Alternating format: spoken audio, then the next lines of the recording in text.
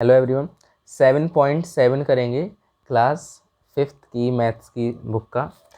इसमें क्या करते हैं, इसे फ्रैक्शंस का कुछ वर्ड प्रॉब्लम्स हैं फ्रैक्शंस की, वो सॉल्व कैसे करना है, मल्टीप्लिकेशन टाइप की हैं, कैसे करते हैं समझते हैं। द प्रोडक्ट, याद रखना कभी प्रोडक्ट वर्ड देखिए, प्रोडक्ट मतलब क्या होता है, multiply. Good. The product of two number मतलब दो नंबर का मल्टीप्लाई। कौन कौन क्या है ये, इतना है। क्या बोला उसने, product of two number is this, दो नंबर को मल्टीप्लाई करने पे ये आता है। उसने बोला एक नंबर अगर उसमें ये है तो अगला नंबर क्या है, दो जो उसने बोला वो करो।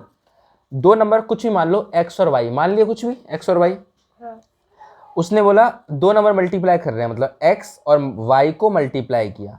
X product of two number मतलब एक्स मल्टीप्लाई वाई, क्या आ रहा है, इज 9 1/4 आ रहा है।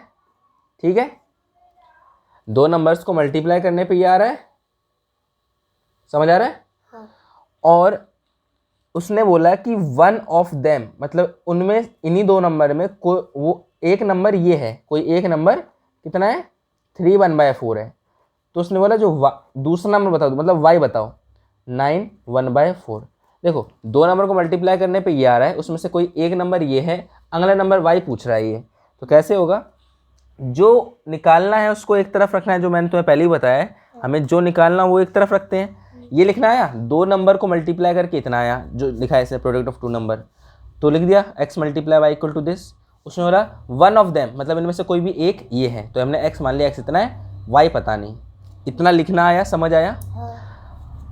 अब वाई निकालना है, जो निकालना तो उसको अकेले रखते हैं, जो निकालना है उसको एक साइड अकेले रखते हैं, तो इसको यहीं रखो, बाकी सब एक उस साइड ले जाओ। पहले तो मिक्स फ्रैक्शन को सिंपल फ्रैक्शन में लिख लेना है।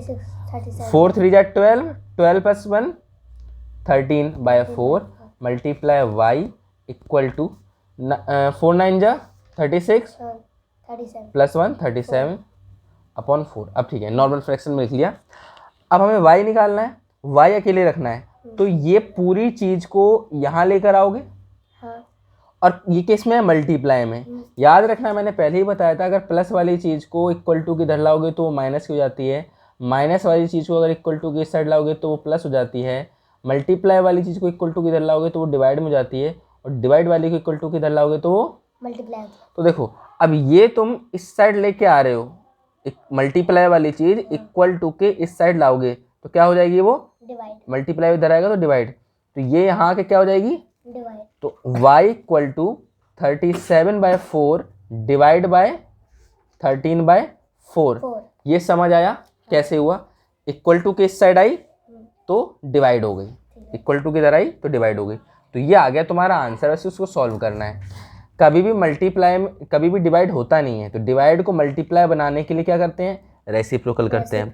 रेसिप्रोकल मतलब अगर मान लो 2/3 लिखा है तो इसका रेसिप्रोकल क्या हो जाएगा, 3/2। गुड, रेसिप्रोकल ये होता है। तो इसको सॉल्व करना है, डिवाइड तो होता नहीं कभी कुछ, तो 37/4 को मल्टीप्लाई करो और इसको कर दो उल्टा 4/13, ये आ गया तुम्हारा आंसर वाई। दूसरा नंबर ये है, देखो 4 1 जा 4, 4 4 कट गया, 37/13 हो गया इसका आंसर। समझ आया ये वाला क्वेश्चन कैसे सॉल्व किया। अगला क्वेश्चन समझते हैं। अगला क्वेश्चन है ये, कॉस्ट ऑफ इतने केजी राइस, फ्रैक्शन से नहीं डरना, नंबर है सिर्फ ये, कॉस्ट ऑफ इतने केजी राइस इज दिस, इतना मतलब इतना राइस इतने रुपए का आता है, इतना केजी राइस इतने रुपए का आता है, लिख लो 83/4 केजी। उसने बोला केजी इज दिस, इतने रुपए, कितने रुपए 168.5 रुपए, जो उसने बोला हमने लिख लिया, इतने केजी राइस इतने रुपए में आता है। लेकिन उसने कितना पूछा, फाइंड मतलब निकालो कॉस्ट ऑफ 1 केजी। उसने बोला ये केजी मतलब इतना केजी इतने का आता है, उसने बोला 1 केजी का निकालो, मतलब ये यहाँ क्या होना चाहिए 1, तो ये 1 कैसे बनेगा, डिवाइड कर दो, 8 3/4 से डिवाइड किया, 1 बन गया। यहाँ डिवाइड किया है तो यहाँ भी डिवाइड करना पड़ेगा, तो वही 1 केजी कितने का हो गया 168.5 डिवाइड बाय कितने से डिवाइड किया है 8 3.5 नहीं 4, ठीक है, इतने से डिवाइड किया है। खुद से डिवाइड करो, देखो दोनों तरफ डिवाइड किया तुमने, दोनों तरफ इससे डिवाइड किया तो 1 बन गया, यहाँ डिवाइड किया तो यहाँ भी डिवाइड करना पड़ेगा। तो जैसे कि ये इस पे डिवाइड हो रहा है तो इसको हम ऐसे लिख सकते हैं ना, नीचे वाले डिवाइड में ऐसे लिख सकते हैं। हाँ। अब डिवाइड तो कभी कुछ होता नहीं, तो डिवाइड को क्या बनाओगे, मल्टीप्लाई। 160.5 मल्टीप्लाई बाय 4, एक सेकेंड, तो पहले तो इसको सिंपल फ्रैक्शन लिख दो। चलो 4 8 जा 32, 32 प्लस 3 35, तो ये क्या हो जाएगा 35/4, तो 4 ऊपर हो जाएगा 35 नीचे हो जाएगा। बस इसको भी सिंपल फ्रैक्शन लिख देना और काट पीट कर देना। समझ आ गया? हाँ। कैसे करना है? हाँ। ठीक है, समझ आ गया। तो अगला क्वेश्चन देखो, इफ इतने रुपए फी is the fee of student, amount collected इतने रुपए, मतलब find the number of student, मतलब इतने रुपए हर बच्चे से फीस ली और इतनी हो गई टोटल।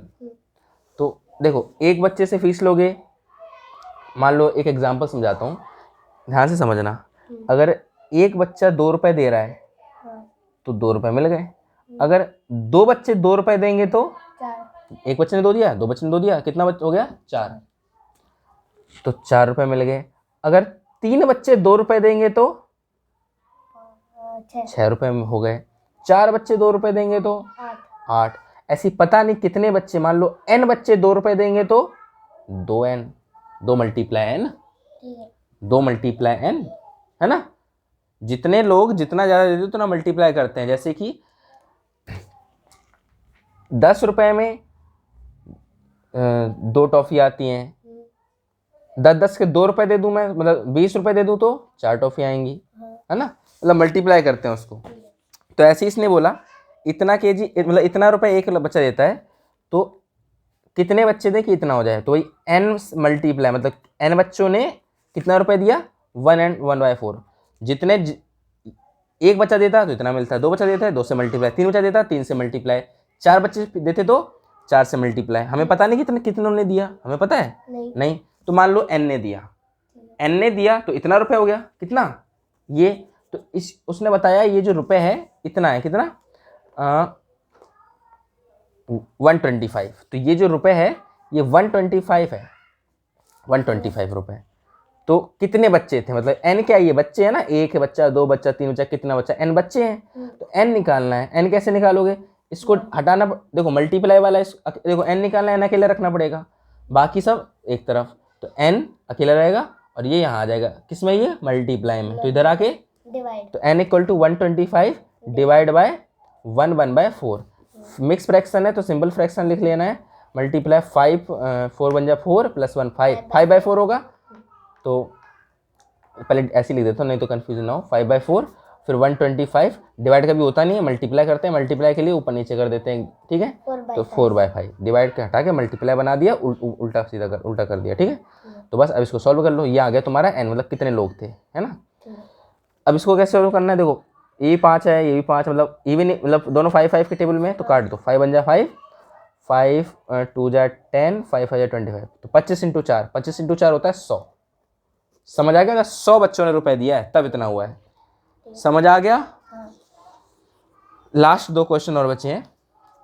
एक रोप की लेंथ इतनी है, उसको 8 भाग में काट दिया, मतलब एक रोप की ये रोप है, ठीक है, रोप रस्सी है, ये रोप मतलब रस्सी, कितनी लंबी है ये 12 1/4 मीटर की, उसको 8 हिस्सों में बांट दिया, तो उसने बोला हर एक हिस्सा कितना बड़ा है, 1 2 3 4 5 6 7 8, इसको 8 1 2 3 4 5 6 7 8, हाँ इतना, इसको हटा दो, इतनी बड़ी रस्सी है ये, ठीक है, इतनी बड़ी, इसको ये पूरी 12 1/4 की है, ठीक है, इतनी लंबी है, उसको 8 हिस्सों में काटा तो कितनी लेंथ है।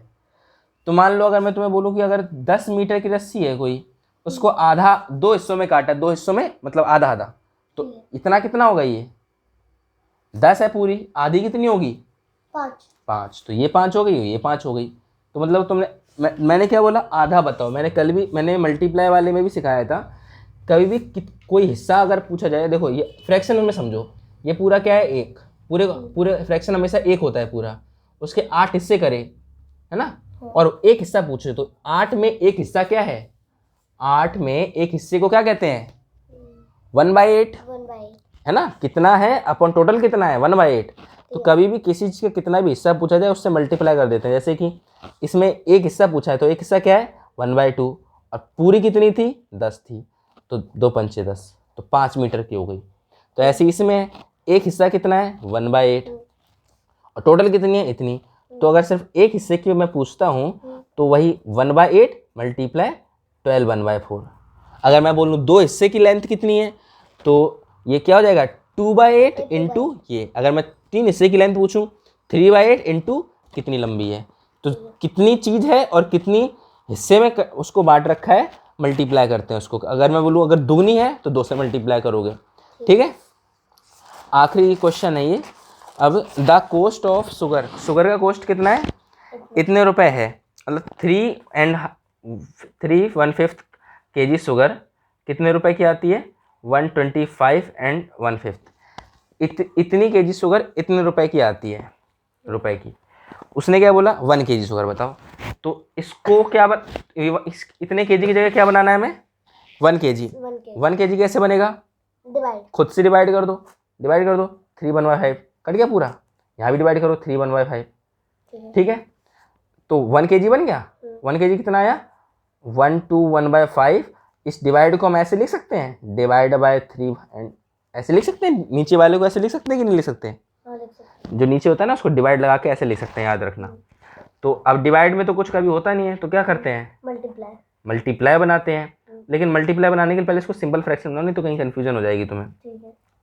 12 पंचे 60, 60 प्लस 1 61, 61/5 मल्टीप्लाई सॉरी डिवाइड ये भी रखेंगे, डिवाइड 5 से 15 1 16, 16/5। अब डिवाइड में कुछ होता नहीं है मल्टीप्लाई बनाना पड़ेगा, 5 मल्टीप्लाई 5/16, ठीक है। अब 16 5 से 5 कट गया तो 61/16 इसका आंसर हो गया, 61/16। समझ गए, समझ आया कैसे सॉल्व करना है क्वेश्चन को। जितने का भी दे रखा हो उसको एक बनाने के लिए खुद से डिवाइड कर दो, और डिवाइड को ऐसे लिख देते हैं और उसको सिंपल फ्रैक्शन लिख दो, और सिंपल फ्रैक्शन को मल्टीप्लाई कैसे बनाते हैं रेसिप्रोकल करके, और बस सॉल्व कर दिया। समझ आ गया, हाँ। Thank you.